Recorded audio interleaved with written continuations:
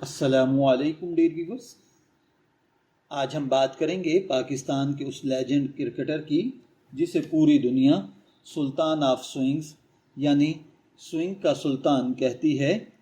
ایک ایسا fast bowler جس کی گیند ہوا میں ایسے لہراتی تھی کہ دنیا کے بڑے سے بڑے بلے باز بھی حیران رہ جاتے تھے۔ یہ کہانی ہے وسیم اکرم کی، جنہوں نے نہ صرف پاکستان بلکہ عالمی کرکٹ کی تاریخ بدل کر رکھ دی۔ اگر آپ کرکٹ سے شغف رکھتے ہیں تو ویڈیو کو آخر تک ضرور دیکھیں، کیونکہ آج آپ جانیں گے وسیم اکرم کی زندگی کے وہ دلچسپ حقائق جن سے شاید آپ اس سے پہلے واقف نہ تھے۔ وسیم اکرم 3 جون 1966 کو لاہور میں پیدا ہوئے۔ بچپن سے ہی انہیں کرکٹ کا بے حد شوق تھا، لیکن حیران کن بات یہ ہے کہ انہوں نے کسی بڑی کرکٹ اکیڈمی سے تربیت حاصل نہیں کی۔ وہ گلیوں اور مقامی میدانوں میں کرکٹ کھیلتے رہے اور اپنی محنت سے اپنی صلاحیتوں کو نکھارا۔ ان کی قسمت اس وقت بدلی جب پاکستان کے سابق کپتان جاوید میانداد اور عمران خان کی نظر ان پر پڑی۔ صرف چند نیٹ سیشنز کے بعد انہیں قومی ٹیم میں شامل کر لیا گیا، جو کسی خواب سے کم نہیں تھا۔ وسیم اکرم نے 1984 میں نیوزی لینڈ کے خلاف اپنا پہلا ون ڈے انٹرنیشنل کرکٹ کھیلا، جبکہ جلد ہی ٹیسٹ ٹیم میں بھی جگہ بنا لی۔ شروع ہی سے ان کی رفتار، ریورس سوئنگ اور یارکرز نے دنیا بھر کے بلے بازوں کو پریشان کرنا شروع کر دیا۔ وہ دونوں طرف گیند کو سوئنگ کرانے کی غیر معمولی صلاحیت رکھتے تھے، جو اس زمانے میں بہت کم بالرز کے پاس تھی۔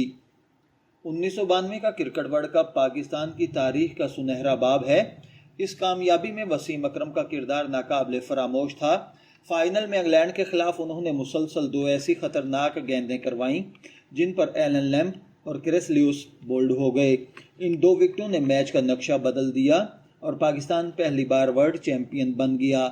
اسی میچ میں وسیم اکرم نے شاندار نصف سنچری بھی سکور کی، جس نے پاکستان کے مجموعے کو مضبوط بنایا۔ وسیم اکرم دنیا کے چند عظیم ترین فاسٹ بالرز میں شمار ہوتے ہیں۔ ان کے نمایاں ریکارڈ میں ٹیسٹ کرکٹ میں 400 سے زائد وکٹیں، ون ڈے کرکٹ میں 500 سے زائد وکٹیں، مجموعی طور پر 900 سے زائد بین الاقوامی وکٹیں، متعدد مرتبہ ICC کی بہترین ٹیموں میں انتخاب، دنیا کے بہترین لیفٹ آرم فاسٹ بالر کا اعزاز ان کے پاس ہے۔ وسیم اکرم نے کئی سال پاکستانی ٹیم کی کپتانی بھی کی۔ ان کے دور میں پاکستان نے کئی تاریخی فتوحات حاصل کیں، اگرچہ بعض اوقات ٹیم کو مشکلات اور تنازعات کا سامنا بھی کرنا پڑا۔ انہوں نے ہمیشہ نوجوان بالرز کی حوصلہ افزائی کی اور اپنی مہارت اگلی نسل تک منتقل کرنے کی کوشش کی۔ کرکٹ کے ساتھ ساتھ وسیم اکرم کی ذاتی زندگی بھی آسان نہیں رہی۔ وہ ڈائبٹیز جیسے مرض کا شکار رہے، لیکن انہوں نے اس بیماری کو کبھی اپنی کمزوری نہیں بننے دیا۔ اپنی پہلی اہلیہ کی وفات کے بعد انہوں نے زندگی کے مشکل مرحلے کا سامنا کیا، مگر مضبوط حوصلے کے ساتھ آگے بڑھتے رہے اور بعد میں دوسری شادی کر لی۔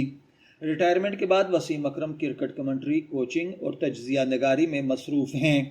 آج بھی دنیا بھر کے نوجوان فاسٹ بالرز ان سے ریورس سوئنگ اور تیز بالنگ کی باریکیوں کو سیکھتے ہیں۔ ان کی رائے کو عالمی کرکٹ میں انتہائی اہمیت دی جاتی ہے۔ انہیں کنگ آف سوئنگز یعنی سلطان آف سوئنگ کہا جاتا ہے۔